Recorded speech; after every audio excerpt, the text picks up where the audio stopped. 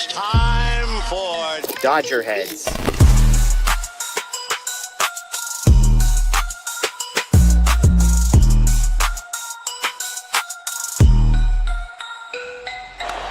high fly ball into right field. Dodgers have won it all in 2020. Shohei Ohtani, 50-50 club. Strikes him out. There's a drive. Shohei Ohtani. Freeman hits the ball. She is gone. Birthday party, Los Angeles. Your Dodgers have won the World Series. Good morning, good morning, good morning. Let's get myself up here. Oh my gosh, Blake's gonna kill me. All right, there we go. What's going on, guys? Welcome in. Happy Wednesday. Happy Wednesday. Welcome into DodgerHeads Unplugged with Scotty G. It's great to have you in here, chat. I see you firing off early on here. Welcome in, welcome in. I saw a lot of people fired up talking about in the pregame or in the pre-show comments, how is Scott going to turn today into a positive? Well, I'll tell you. Not much positive about yesterday. Some positives, not many, but we'll break it all down. Welcome in. First off, yeah, good morning. One word. I know, I bet we got a few words. Thanks for tuning in, guys. Like, subscribe, hit that notification bell. You know, all the housekeeping duties here. Please do us a favor. Check out all the new stuff that we've got going on at DodgerBlue1958.com. Blake Williams, Matt Moreno, the whole cast, Borelli, Jeff Spiegel. We got a ton of contributors that we do great stuff here on the video side, audio side. Melva, thank you. We've got a special guest coming in here in a few moments. We've got topics, stuff that I think admin might get mad that not from the content of the topics, from the fact that I have the possibility of rambling on for a very long time. And my guest too, he's going to join on and he's got thoughts on this stuff that we could go on a lot about because it's things that have kind of tiptoed around as far as like what the Dodgers have been doing these past few months. It's September 3rd, ladies and gentlemen. It's been a long road for this Dodgers team, the ups and downs and where they really are at in this big league season. And I can't believe that it's already September 3rd and we're looking back and, you know, this Dodgers team, you know, won the World Series this last year. It's still as good as it gets. I hear Jeff all the time, still champs. But there's you know, we were talking about that stink that we've been trying to get over with this team here for a bit. Dodgers lose yesterday. That was a tough game, 9-7, a real roller coaster ride, which sucked. Clayton Kershaw goes out, 4 runs, defense, looked ridiculous, kicking the ball around. Early thoughts from the chat about, you know, yesterday's game. Let me know.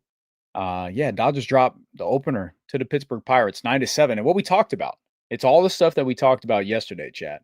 We talked about how Majinski, they had to get him out of the game. They had to force that outing. He sometimes can go, you know, he goes 3 innings. He's not going to go long. He's going to air it out for a few, pump the zone. Dodgers didn't strike out, but, you know, only get 1 earned run off him.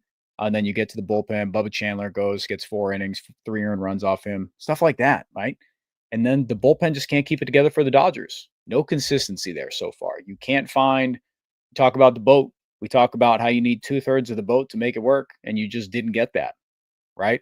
So it was frustrating to watch for sure. It was something that it did piss me off. It was like, you know, it's lined up for you here. You battle back, tie the game. You look like you got some momentum here. Kershaw goes out and gives you 5, but Edgardo Enriquez comes in, and just how we talked about yesterday, how somebody asked in a question later on, can Enriquez carve out a spot? Look, he just didn't have it. His issues not being able to get strikeouts were big time because he was missing his zone, couldn't find a feel. And yeah, TQT, yesterday's game is an example of what scares me for October. Bad defense, bad bullpen. Kopech just flat out did not have it. So few different things, a lot of frustration topics there. Good morning. I'm going to go through the gambit here. Kayla, good morning. Windy City, please bring us positivity, Scott. I'm going to try. And that's why I'm going to bring on Mr. Jacob Brownson, our special guest for today. Welcome in, buddy. How you been, man? I'm good, Scott. How are you? I'm doing really well. I'm doing good this morning. We've got topics to bring up. We've got stuff to talk about. But lately, chat, if you don't know Jacob Brownson, he's one of the, up and coming minds on social media, covering baseball here, contributed to a few different spots, gives great analysis. He's big on the deep dives, looking into, players around the league, teams around the league, trends and stuff to take note of, things that you have to, if you don't like nerd stats, I promise you'll still enjoy his content, stuff that he puts out. What Jacob has a really good way of doing things is communicating that type of data while also blending in his own spin to make it not look so daunting, which is why I enjoy that type of stuff. I think I hit right nail on the head there, huh? Yeah, you explained that beautifully. That's kind of what I aim to do. I've gotten a lot more casual recently, but I am trying to get back into the deep dives and doing that deeper analysis than kind of more recently. Yeah, we got hype for you. Jacob is here, TQT regular in the channel. Yeah, he's a beast. Yeah, TQT's a dog. Always tuning in here. Chat, appreciate you all tuning in. After the fact, if you're listening on YouTube, Spotify, if you're listening there, Apple Music, however you consume your podcast stuff there, rate everything. Let us know. Comment down below, some of your thoughts while you're listening to this video, listening to the audio, watching the video. However, we've got some fired up people, man. I see this one, all caps, Teo needs to be benched. Look, Chad, I hear you. I hear the stuff. I'm not going to say I'm condoning any of it. I'm not going to co-sign any of it, but I'm saying there's a lot of stuff about the hustle. And Dave Roberts, he benched Teoscar Hernandez, and then he has that misplay. And I was talking to Blake Williams about, Teoscar Hernandez's metrics don't say it's too bad. I don't care what the metrics say about it. I understand that defensive metrics are flawed, and there's some things as far as, quick first step and having a first step towards the ball. But what I'm seeing with Teoscar Hernandez right now is he's just flat out not putting himself in a position to make plays. And I'm really on this trend right now, Jacob, where this outfield defense, do they have any immediate fixes? They have defensive issues, and I don't know if they're immediate fixes right now. Maybe in the week, but not right now. Not particularly. I think the most obvious defensive fix, even though it's not going to fix Teoscar in right field or Teoscar's defense generally, is, Conforto's got to go. I'm sorry. I've been on the train all year of supporting Michael Conforto, but that train is crashing right now. And I know everyone's saying it, but there are so many problems that can at least sort of be fixed by Michael Conforto, even being a bench bat. But once you can get an Edman back, put him in center, pause and right, that just adds so much defensively for the Dodgers. And that's what they need right now. But right now, there's not much they can really do besides, again, benching someone. But that's just not going to happen. Yeah, and I love what you said about, Tommy Edman and the ability to slot him out there, because, everyone needs to remember that Tommy Edman's ramp up towards rejoining the Dodgers here is predicated around his ability to handle center field duties. And I think that's important, like overly important. I can't speak towards the offense, but there's always that side. So we're going to leave that out for the sake of just speaking about defense and how that, that boosts other things here. But I think, and I know that Teoscar Hernandez was, I don't know if he was vocal about playing right field, but it definitely, I would say in re-signing his contract, there was an emphasis on him playing right field, a position that he felt, feels comfortable with, right? And I think that's pretty clear. He hasn't played anywhere but right field this year. From what I think, I glanced at his Fangraphs the other day, and I don't think I saw any other position besides right field. So with Tommy Edman coming back, ideally, he is able to play center field every day, if not every day. If he wants to slot at second base, they maneuver some things there. Tommy Edman in center field is the answer. And I would love if Andy Pages went back to right, but I don't know if they're going to do that. Do you think they would make that shift there? I don't know if they will. If they do, then it's the correct decision for me. But ideally, Pages goes to right. He can still showcase his arm. And we saw Teoscar Hernandez metrically look not as great last year in left, but the eye test told us, Jacob, that it wasn't even close to as bad as it is this year.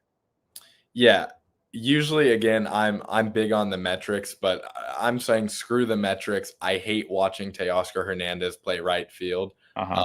I don't care what the defensive stats say. I just can't stand it. You said you don't know if they will move pause to right. I don't know what else they can do. Because with Conforto hitting how he is, even if he was hitting 700 OPS, him and left field still would not be ideal because you have two very bad defenders in the corner outfielders and a center fielder who's not really a center fielder.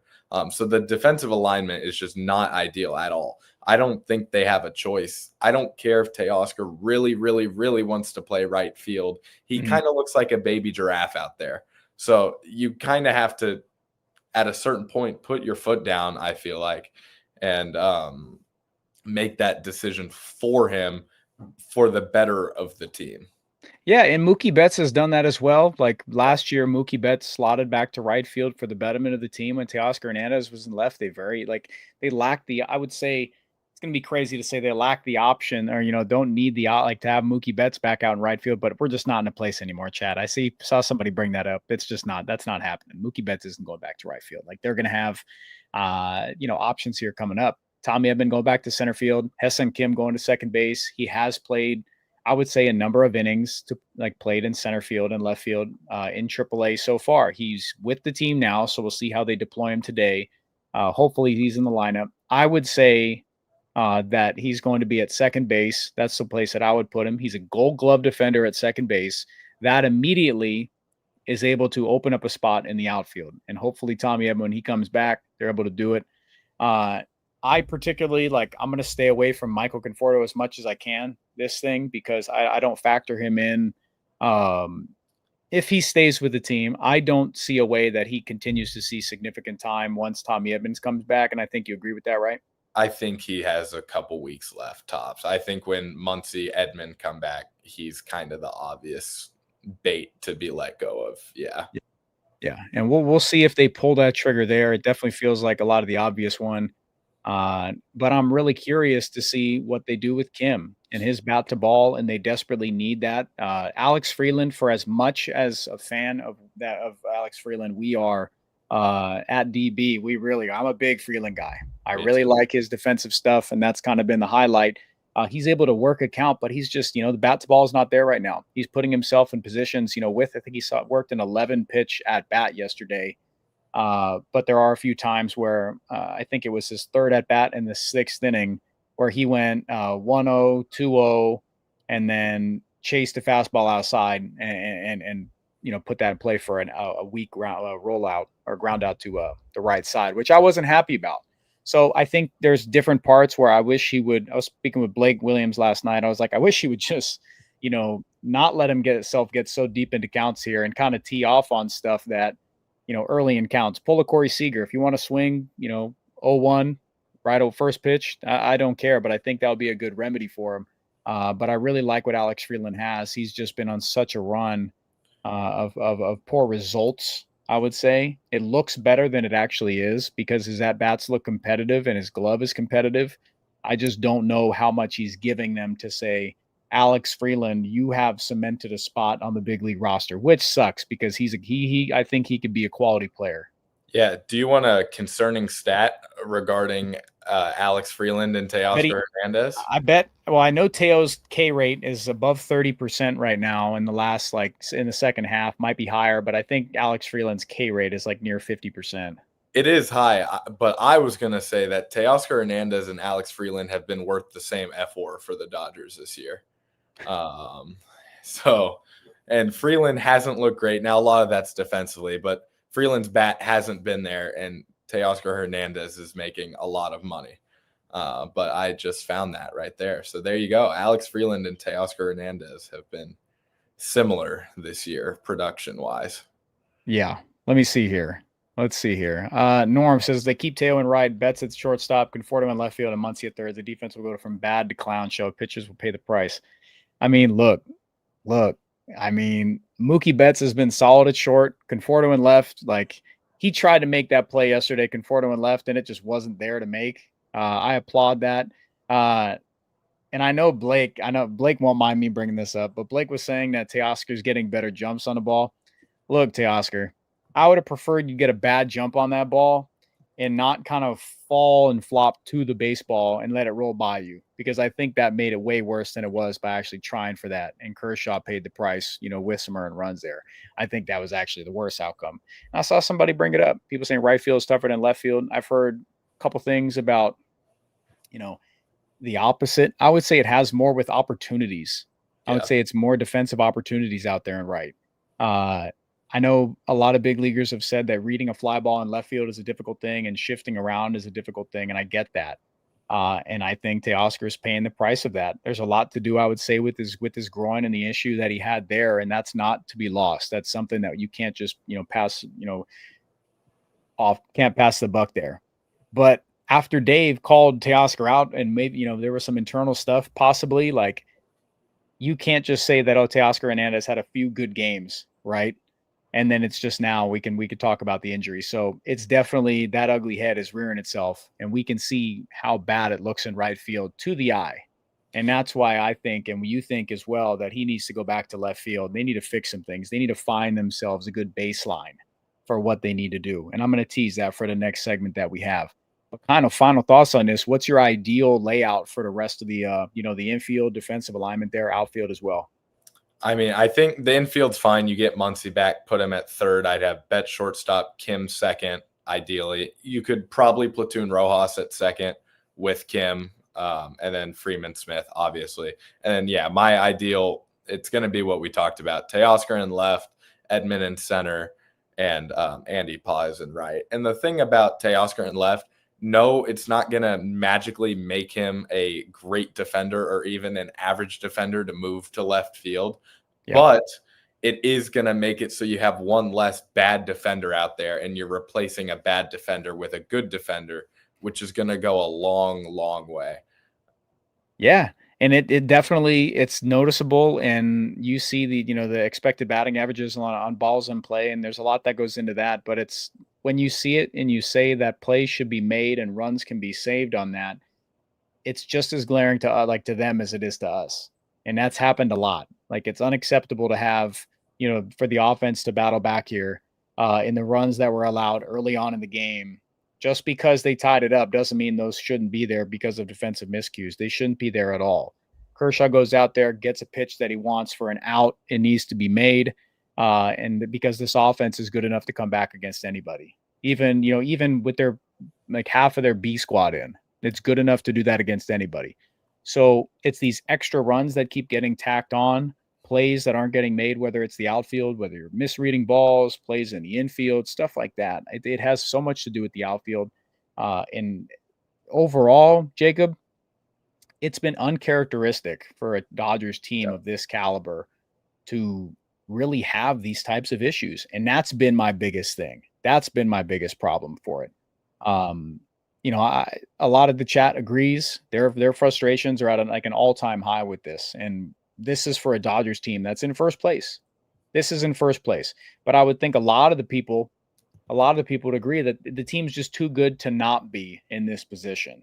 So that's where it is, regardless if they're in first place here. You have a couple game lead up on the San Diego Padres. You're in the third slot in the National League chasing the Philadelphia Phillies.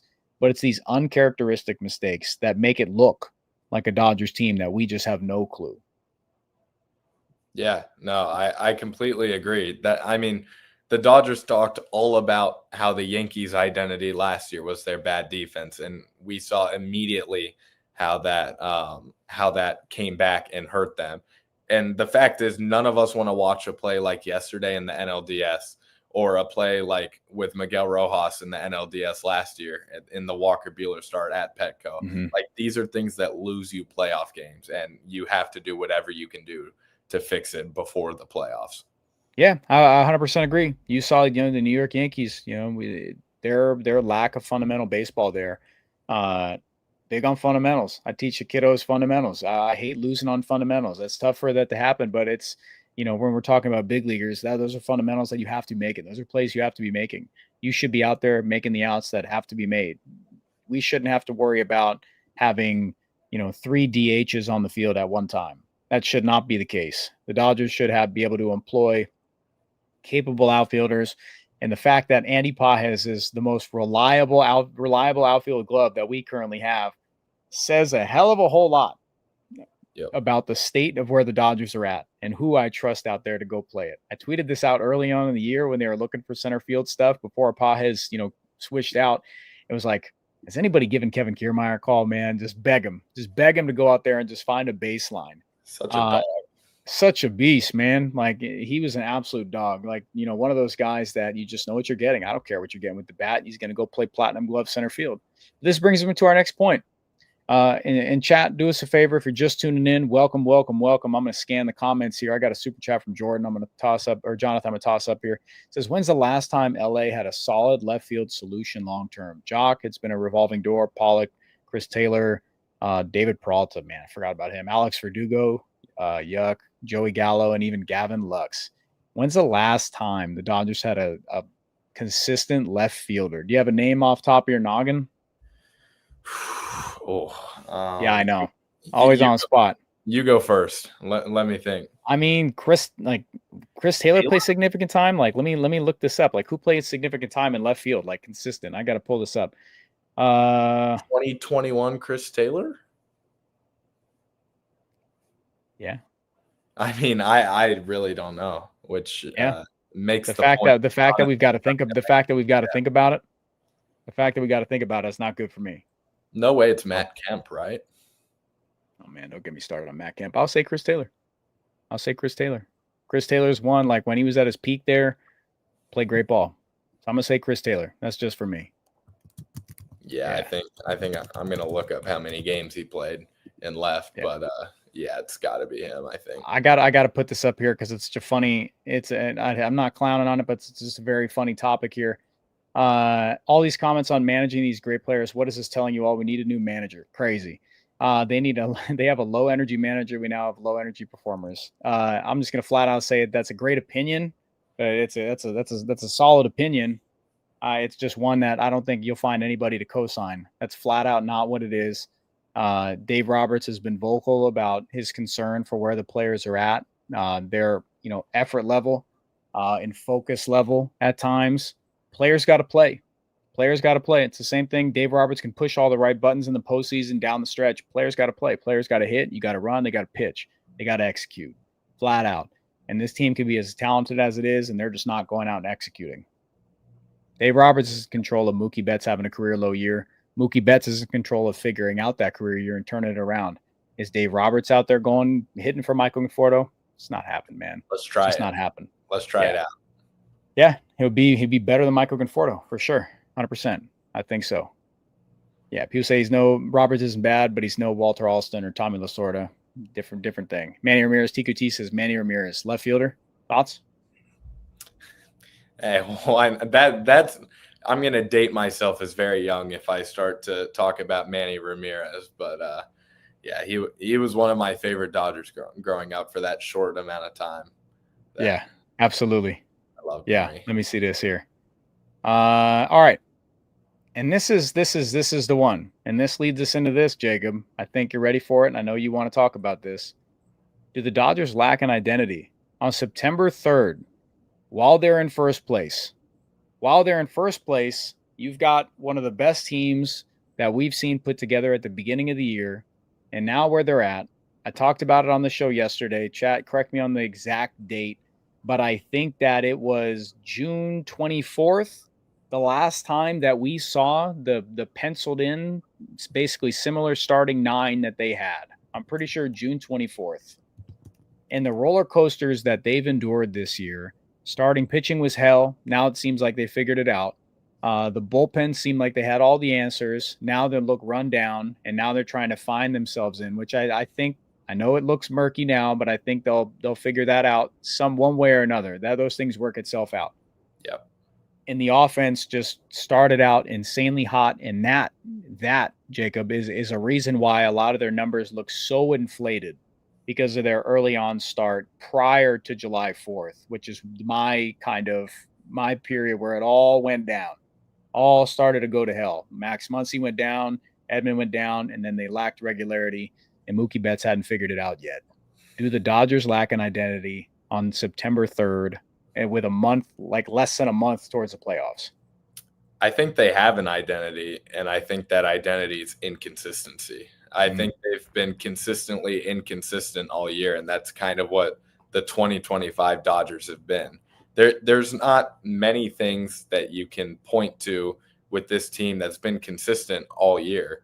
Um, Again, that's a baseball season, but if you compare it to most usual years, this team is undoubtedly more inconsistent than many teams that we've seen recently. I think like the bullpen's had great stretches, it's had bad stretches. Again, that happens every year, but it's probably been bad more consistently than it's been good. The rotation, I think right now is in a great spot. I think you're going to see more consistency through them like you have the last month. I think that'll continue. But the lineup's been inconsistent. And again, that has a lot to do with injuries and guys just not performing to where they should be. But that would be my identity, is that this has been an inconsistent baseball team. They sweep the Padres and then drop 2 or 3 to the Blue Jays, I think. Or no, they won 2 or 3. Yeah. I was at a lake house during that series, so I don't entirely remember. I think I'm thinking of 2 different series, but they win a series and then drop 2 of a 3 to a team they should beat, or they take 2 or 3 from the Blue Jays, should have swept the Blue Jays, and then they go and lose to, I forgot who they played after the Blue Jays, but you get the point. I get you. They Yeah. haven't been able to string wins since the 8 straight at the start of the year, it feels like. So it's the teams that are underperforming, and it's big. It's big with this. Dave Roberts spoke to it, directly um, about the Dodgers' ability to rise up to the occasion and play in those big series, which they have. Toronto at the time when they came to LA, they were the hottest team in ball. They were the hottest team in ball at that time. I would think so. Or the American League, they were surging, and the Dodgers took care of business there. And then got So swept by the Angels. That's exactly. what And happened. then you turn around, and the next thing you know, and they're losing a game uncharacteristically to the Pittsburgh Pirates, getting swept by the Angels. The Brewers absolutely steamroll them and turn their, opportunistic brand of baseball that they play and make the Dodgers look silly. And then my phone gets blown up by a buddy named Tyler, who wears his snapbacks so tight that he can't think. But I have to endure that because the Dodgers just lose their brain when they play against the Milwaukee Brewers. So the Dodgers right now, just like you said, they're an inconsistent ball club. Their identity is on September 3rd, is they're an inconsistent ball club, and they are not performing to what they can. And it's September 3rd. They're in first place, but it doesn't feel that great because when you look around the league and you look and you see other teams going on these hot streaks at different times, parts of their game are so overwhelming. I haven't seen that. Starting pitching when it's good can be good and carry you as long as the bullpen finishes that out. The Dodgers starting pitching is taking care of business. The bullpen's having some cracks in the armor, but it's some of those days when that offense comes off of those big performances, series prior, night before, turn around, they don't do anything. Turn around, they let that go.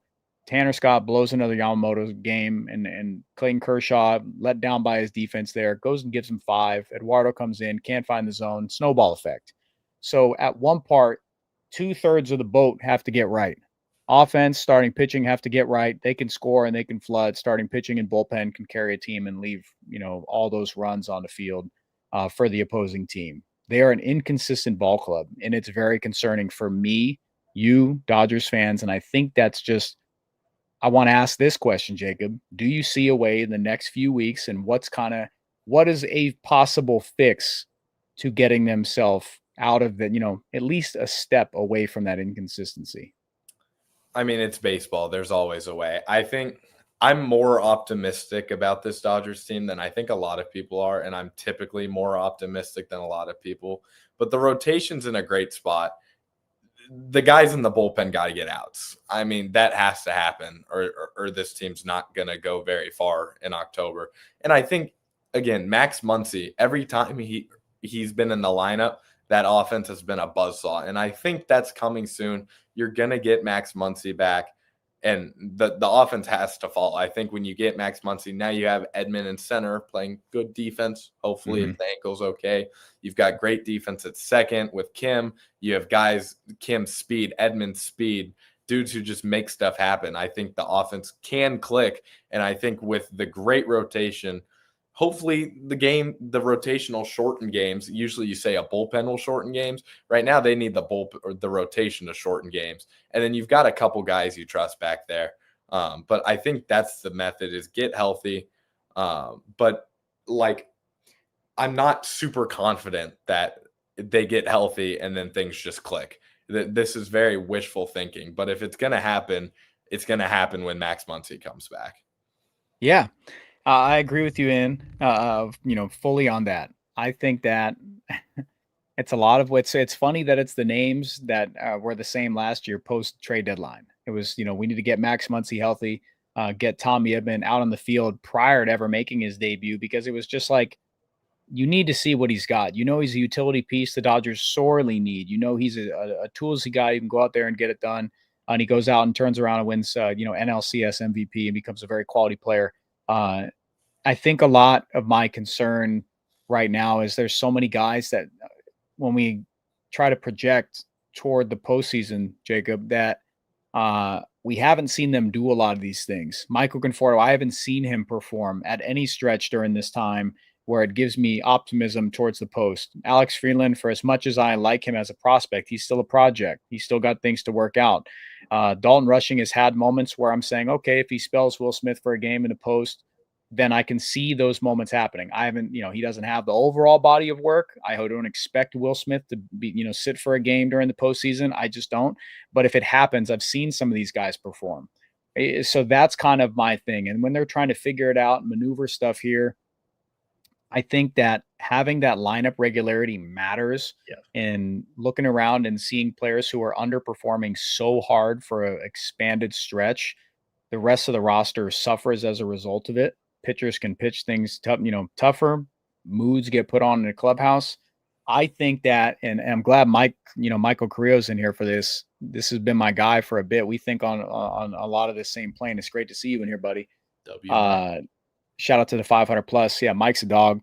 I think that when you know that there's a consistent roster of guys in your starting lineup that have performed in those big spots, it makes it a lot easier to look in the on-deck circle, to look at the guy at first base, to know that they've done it before. These guys have done it before, right? And I just think that they've been have so much wishy-washy play that there's way too many sliding pieces here and sliding scales for different players, and I can't stand that. Yeah, again, it ties back to inconsistency. Even the everyday lineup is inconsistent right now. You get more consistent, you get the same guys rolling out there every day. Maybe you get more consistency with the lineup's production as well. I completely agree with you. I think we think very similarly about a lot of these things. Mm-hmm. Neither of us are satisfied with how the team's playing right now, but we do see a path. And I think, again, perfect segment here with consistency. It all comes back to getting a consistent lineup, getting healthy, and getting some guys that you can trust to consistently get out of the bullpen. Because right now, I'm not tripping about Edgardo Henriquez yesterday. Dude's nasty. O'Neal Cruz takes a really good 3-2 pitch or 2-2 pitch. It was the 96-mile-per-hour cutter. I remember that. He walked a dude. I trust that dude. Blake Trinan's looked better recently. But there's a lot of question marks there. I think our guy, Benny Caps, has really started to figure it out recently. So I think there's a path to getting outs in the bullpen. It's just who's going to perform, because, I mean, do you trust Tanner Scott in the ninth inning of a playoff game? Not to, call people out or anything, but that's okay. Do it. Tanner Scott, Kirby Yates, that's why we're here. These are guys that we thought we were going to trust to get the big outs in October, and they're not there. So who can be consistent and get outs in these games so we can trust them in October to get outs? And so Dave can trust them. Who cares who we trust? We need people that the Dodgers can trust.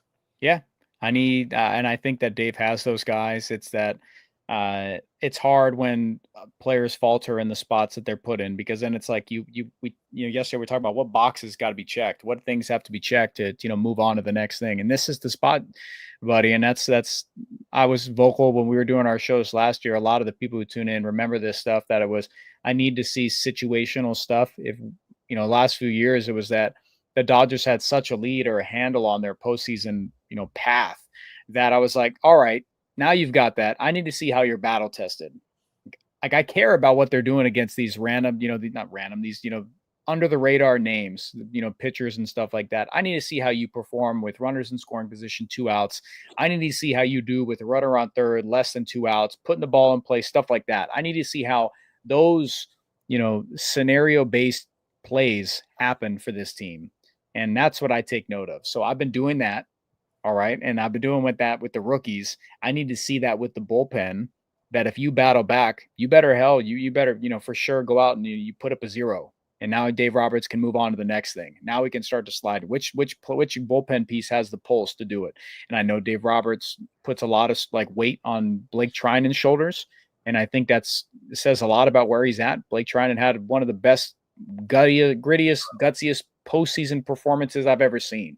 Dave Roberts takes a walk to the mound, puts his hands on him, and says, "You got this, big guy." Blake Treinen goes out there and gets it done. And it was one of the best things I've ever seen. It was one of the most powerful things I've seen on a baseball field. Blake Treinen, I believe in what he's got. But we're talking about older relievers. Kirby Yates looks washed. He looks that tunneling action on his fastball splitter evaporated like that. A big miss. So they've got to figure out. Yeah, go ahead.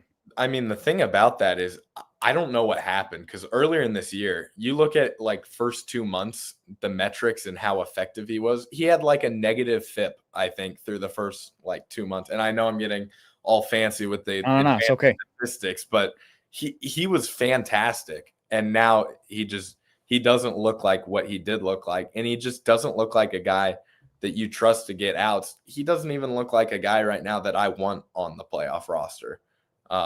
And that's just crazy to me after earlier this year, how good he was. I think I'm taking Justin Robleski over Kirby Yates right now. And I'm a big Robo guy, so I'm a little biased. Hey, I'm with you. I've been saying with Blake for a bit, I think Robo needs to be, I know they want to stretch him out for those odd times where you need to eat some innings, but I think when things are right, Robo can live at the top of the zone with that fastball. He added a few things, and I think he can be a leverage guy. But I think they got enough lefties. They need Vesia back for sure. I would say so. They need him a lot. Bonda's been cool. Jack Dreyer's been cool. If Robo, can slot himself in, look, we're talking about a guy who can take down multi-inning stuff. He can go do that out there and fill up a zone. It's just about filling up the strike zone, not giving away free bags. Don't put the defense, Jacob. Don't put the defense. Let's circle back in a spot where they can allow those free runners to get on base, where they make a misplay, they overthrow. It's happened too much. And I think all these things, like you said, there's a path to remedying all these things, and they can help each other out. 2/3 of the boat, buddy. Keep remembering that. That's the biggest thing. They've all got to help each other out, and they're just flat out not doing it right now. Yep. And that's, somebody said Dodger blue spoon. We've got the Dodger blue spoon in our mouth when first place isn't enough. I get it. Dodger fans are the most spoiled in maybe all of sports, next to New England Patriots fans. Shout out to Blake Williams. He's a fan of both. We are spoiled. That's just how it is. The expectation is that they're going to run out. And I think I was on the show with you. It might have been Clint. I don't really know. Over with someone else. It was me, someone, and Cody. And we were talking about expectations for the year. And we were throwing out crazy numbers. We were talking 113, 114. Yes, that's the expectation. So fighting for a wild card spot is just not good enough. Yeah. It just isn't. Yeah, it's at the point. They're underperforming, and they got to pull themselves out of it. But people wanted optimism. You could chat. I'll leave this up to you real fast. If you're, Laura says I had 108. Yeah, I think I had 112 or something crazy. Oh God, never again. I hate predictions. Everybody on this channel knows. You were on that show, right? Because I remember talking about. Yeah, we were there. Yeah, we were cooking. We thought we had it. We were like, oh my God, we have this, man. They got it all. This is the one. Conforto, baby. Another Teoscar thing. I'm glad I stopped sports betting because I would have Man, put a lot of money on the win total when it was at like 101.5. I would have put so much money on that. Eden said he took 120 wins for the hell of it. I think Man, the I said fact that 116, so I'm right there with you. getting cooked is fire. That's my favorite thing. Yeah. Yeah. So the chat wanted positivity. Chat real quick, I got to ask you, do you want positive takes here? I Do can you do want positive. do we want positive takes today? We're not dooming. We're just talking about Dodgers identity today. We're not dooming at all. We're not seeing that. But if people want a positive take, we can give it. I just got to see one nod. Yeah. Roderick says, "It's my first time seeing you guys. I'm hiring you two to manage the Dodgers." Look, Dave Roberts is a hell of a skipper, and we are. I love what Dave Roberts has done for years. His ability to manage the postseason stuff last year was remarkable, and that's what it is. Blake says, "Don't be a shill, don't be a shill." So I guess we can't be positive. Well, I'm gonna give real. It's gonna be honest but positive. It's gonna be honest but positive. Blake and I have both been told we're on the Guggenheim payroll. So Where's your check? they haven't sent me this month Yeah, yet. They're a little late on that one. got it. Okay. All right. Blake just cashed his check yesterday. He sent me the stacks. He was holding them up like, dollar big, stacks. I think it was like 50K in each hand. With the right Jar over Jar his Binks hat. with the Jar Jar Binks hat. Yes. He was riding down. I was gonna say Splash Mountain. That's gone now, Blake. Sorry, man. Yeah, he was going down some roller coaster with bricks of cash. I'll say Guggenheim right across. So, but we're gonna give honest stuff. I truly believe, Dodgers sit in the 3 seed. I saw people bracket watching for the postseason. Look, guys, it doesn't matter. You do whatever it takes to just put your own team. Space Mountain Blake says you put your own team in a position. It doesn't matter. You're not going to intentionally lose games. You don't need to miss teams because the teams that are the best are going to face each other, and that's flat out how it goes. Yep. It doesn't matter where you fall. You go out and play the game. And that's just how it is. Dodgers in the 3 seed now. They're chasing the Philadelphia Phillies. They've got to stay within striking chance when they match up with the Phillies. I think that's next week to go ahead and do that. And the Phillies play the Marlins after that. And then they got, I think, the Mets and then the Dodgers. So a lot can change between now and then. So the Dodgers just have to go out there and play their damn brand of baseball. They've got to figure out, we say it all the time here, that they're the Los Angeles Dodgers. They can flip a switch anytime they want. This shouldn't be a segment I'm talking about multiple times about, Dave says the team can flip a switch and play that. We know they can. He knows they can. It's the guys are just doing whatever the hell they're doing. It just doesn't make sense. And that's why you play the game. But they can change this stuff here. We've got to wait for some guys to get healthy. The Dodgers get through, I think, the NLDS, the NLCS. I don't see anyone in the American League that gives a scare one bit.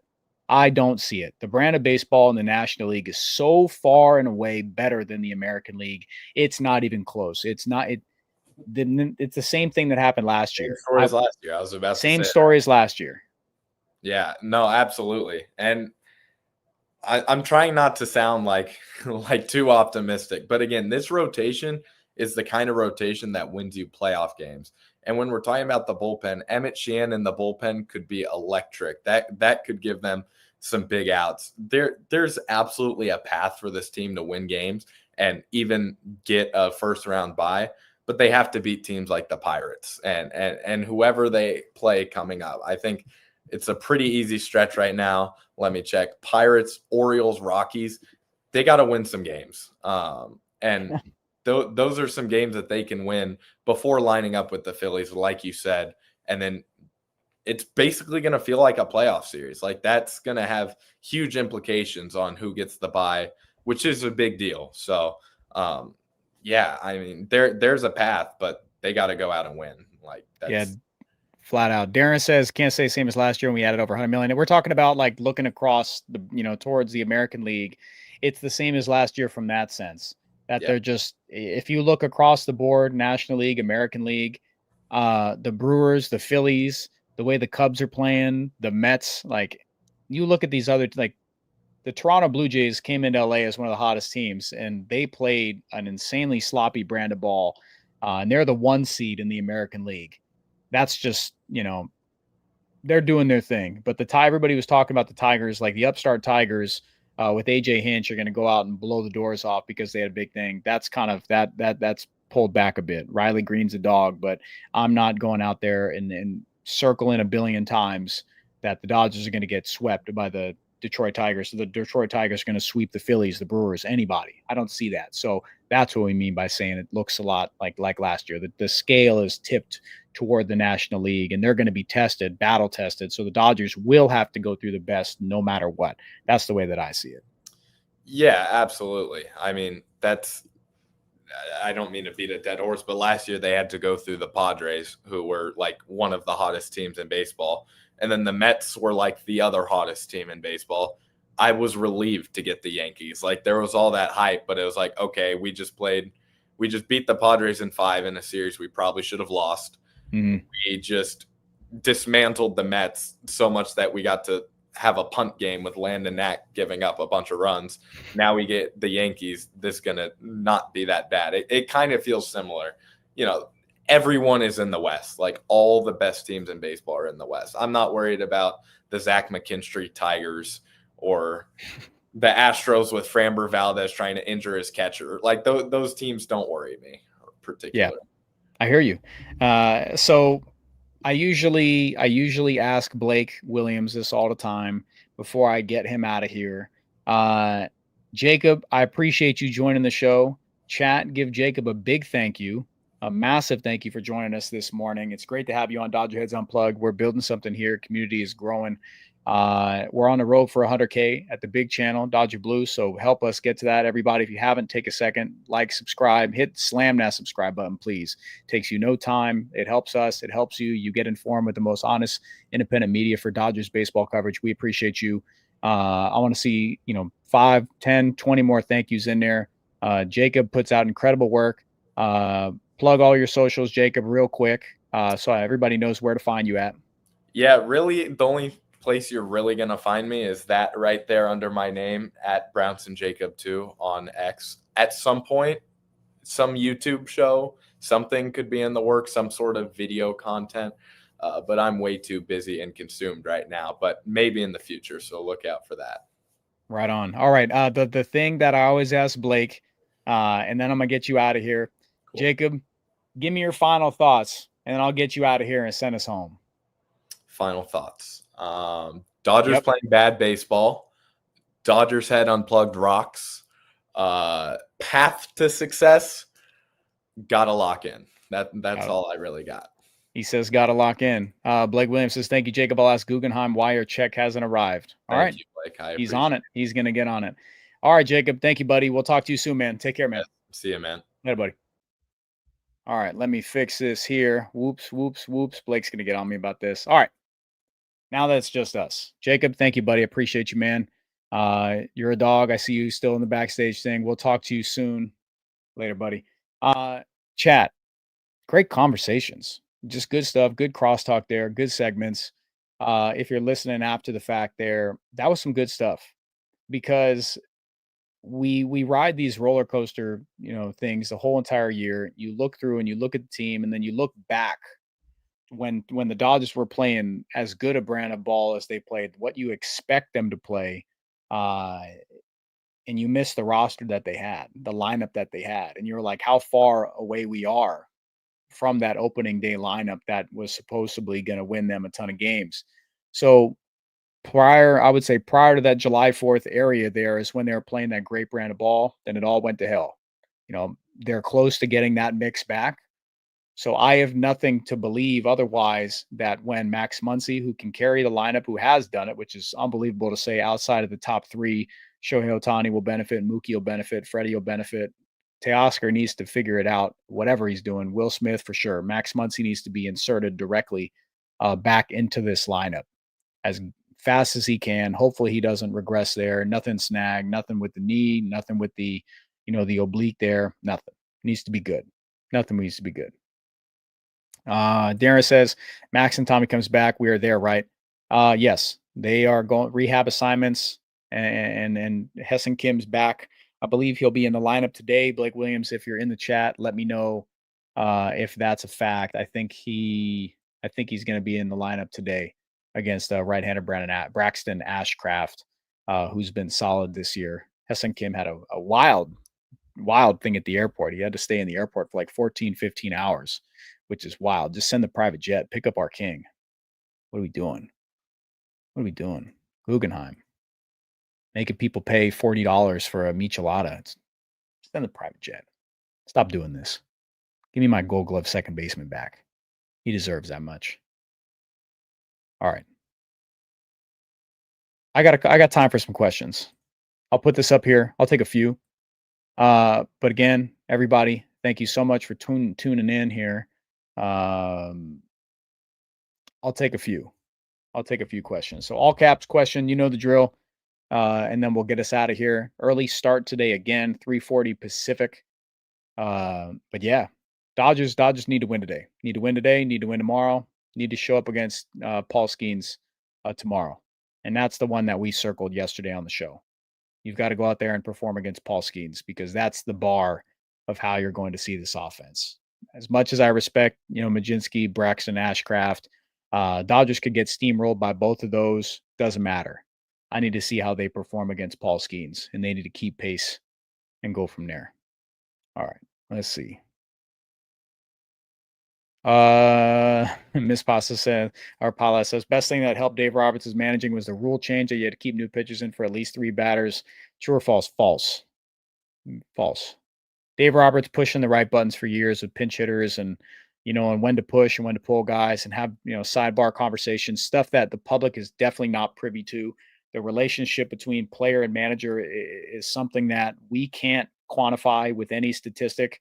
Wins, I would say, doesn't even do a justice to what that is, even though Dave Roberts is one of the most high-performing managers ever as far as like win percentage. So Dave Roberts and his ability to connect with players while having teams that have remarkably high payrolls, he's able to do this year after year with the success rate that he's had when you're under, the gun so much, when you're in these positions to succeed, but also fail. Dave Roberts has been in a spot that he's got 2 World Series, should be 3, in 8 years, 8-9 years. So he has done a terrific job and worth every bit of being the manager for the Los Angeles Dodgers outside of something unforeseen. Yeah, I get you. Great question. But no, there's been a lot of things. Let's see. Norm says, should the team sit Shohei at DH on days he pitches to give him a breather and not risk gassing him by the end of the playoffs or by the time the playoffs roll around? I mean, are they in a position to do that? Does Ohtani want to do that? I mean, saving Ohtani from himself is something that like the Angels have done before, but I think Ohtani has to be like forced to take a day off. If they're worried about like his, the fatigue factor, until we see something that's like fall off cliff where he just looks unrecognizable, sure. He's going to have maybe a sporadic day off, maybe 1 more, 2 more before the end, but I think he's okay. I think he's okay to go out there and pitch and hit, and off days just DH. I know with the Angels, he did take some days off after pitching, but I think he's worked in enough routine where he knows how to prepare just for hitting. So that's where I'm at. Yeah. I think he's okay there. Let's see. TQT, good question. How much blame does Freeman get for whiffing at the deadline and being a part of the decision to keep starting Conforto, even though it's September? Okay, so a couple parts to this question here. Keep it brief on Conforto. Conforto's here either because the front office is insanely stubborn, which is one possibility, and 2, the one that I know is most likely, that the Dodgers are dealing with multiple injuries with players who could, force guys into other spots here. And that's how it is. Like the Tommy Edman injury definitely impacts it. Down performance from Teoscar Hernandez, the inability to get a left fielder up, an outfield bat, a lefty off the bench, James Outman not performing, stuff like that. The whole trickle-down effect. Players could have fit in to push him off the roster. Alex Freeland not hitting is definitely a factor in why. Like if Alex Freeland grabbed a hold of that spot because he's a switch hitter, it definitely could have remedied some things. But I think that I'll die on the hill that I believe that they could and should have made a bigger splash with an arm at the deadline. And that's the way they could have done it. The report earlier in the year that the Dodgers were, I think it was from Bob Nightingale, said that they were looking for a left field outfield, like a left-handed bat, left fielding outfielder, dumb. A left-handed bat is something that I think, like, hindsight for sure. Call Blake hindsight, man, because he does that. But they could have done it and should have done it. But the injuries allowed Michael Conforto to have this much of a runway that shouldn't be there. Or was there a singular fix like has been in years prior without having to go insane with the price? I don't think those guys were out there. They just absolutely missed on, addressing, like, Alex Call is a cool player. He's fine for what he is, but he's not stepping into a spot where he's going to, go nuts. He's not gonna play against righties. He's not gonna hit against righties. He's a platoon left fielder who plays a solid defense. He's fast, can steal bags. Doesn't look as good after the fact. And then you look on the other side, and Ramon Laureano's going insane. But they packaged both those outfielders with Ryan O'Hearn and Ramon Laureano. So, does that say where the Dodgers are at in terms of going out and paying more in prospect capital for these, deadline moves here? That's why I didn't like the deadline that much. I don't know if it said a lot about where the team's at. It said a lot about where the faith that the front office had in the current options that they had. I'm not saying it says they had faith in Michael Conforto, because that was, fool's gold. You get towards the deadline, and at a certain point, the bad luck that a lot of the people said that they had about it, like he had, is just him playing poorly. When it's a large enough sample size, it's not just because it's, bad luck. So I didn't like the deadline for that reason. I didn't like the deadline that they just put a lot of faith in a turnaround, and that sucked, because it's like, if you're in a position to win with these, top four in this window, God, just capitalize. You have the prospect depth to do it. You can replenish the prospect depth. You fleece it. Always the narrative is that the Dodgers get rid of a guy, and then you get that prospect and it's propped up. Okay, so if other teams are onto that, then that is what it is. But I think they can do a fine job. The Dodgers are not the only team in the league that can't replenish prospect depth, and they can get rid of that. They can dip into resources. They just didn't do it. I don't know why, and that's why I gave the deadline, I think, like a C+ was like my highest thing. And then as far as value, it was a B. You didn't give up anything. You gave up James Outman to get Brock Stewart. Value-wise, fine. But as far as like what they're getting out of it, nothing. Like, you're not getting, like, if Alex Call, gets subbed in there and he goes crazy, but then people are still calling for Kike Hernandez to get extensive time, and that'll be like, infield, outfield, and taking some at-bats away. So what are we getting? Brock Stewart might not pitch again for the Dodgers this year. And the deadline sucked. And then it was a big fat F. Okay? So I don't like that. I think that when teams have playoff aspirations, you just don't stand pat. You go out and do something, and you make it happen. Harrison Bader, Philadelphia Phillies, he's producing. What are we doing? Stop. It's such a smart org. What are we doing? Stop overthinking this. Get productive players. Dumb. Cool. All right. Yeah, deadline sucked. Nobody should have any good grade for it. Let's see. All right, I think that's it. Let's see. Jacob says, question, does Alex Freeland make the playoff roster? I'm going to unfortunately say no. You can't, like, his glove is great, but I think that, like, Hesson Kim, like, I think he can supply a glove like that at second base. And then third base, you got Max Muncy there. You expect him to play every single day. Dr. V, I'm sorry about that. I'm one man, one band. I don't have any but producer backstage starring stuff. I just see it as I go. My bad, man. Copy paste it and I'll get to it. I don't think he makes the roster, barring a turnaround and a drastic cut of his K rate. Just like we said, Jacob, I love the ability to switch hit, but he's showed that, the Dodgers have showed that his time is going against right-handed pitching. He can go against lefties, but it's like Blake and I talk about this a lot. It's like a lot of switch hitters are much better against one side than the other. And the team even puts them in those spots. So it's like they can switch hit. Are they switch hitting? Not really. Yeah. I would love him though. You know me. I'm a Freeland guy, but he strikes out way too much. Yeah, Cole. Freeland strikes out too much. So I think he's got great at-bat quality. At-bat quality only goes so far. You got results, got to follow too. can have at-bat quality, but, late game, I'm not going to say in a big spot, I'm like, I gave an 11 pitch at bat or a 9 pitch at bat, didn't come through. That doesn't pay the bills. That doesn't win ball games. There we go. Is it time for new coaching blood? Robert fails up because nope, not doing that. Sorry, can't do it. Robert's a dog. Dr. V, come on. I just got done, talk about Dave Roberts' massive success. Don't do that. Don't do that. Thanks for joining in, but that's like we just talked about this. Stop looking at Dave Roberts. Players got to play. Put some blame on players. It's all right to do that. I'm a huge Teoscar guy. Teoscar's been stinky for a while now, all year. I'm a huge Teoscar guy, but he has not been playing well. It's okay to blame players. Okay. All right, guys. Appreciate you a bunch.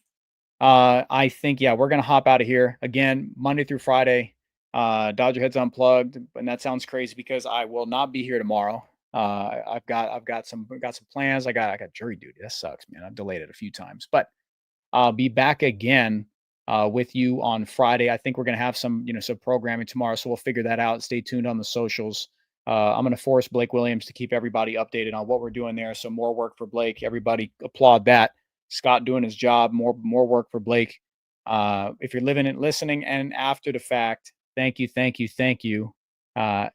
Overly appreciative of what you guys do in the chat and the energy you bring. Don't forget, like, subscribe, notification bell. My name is Scott Geirman.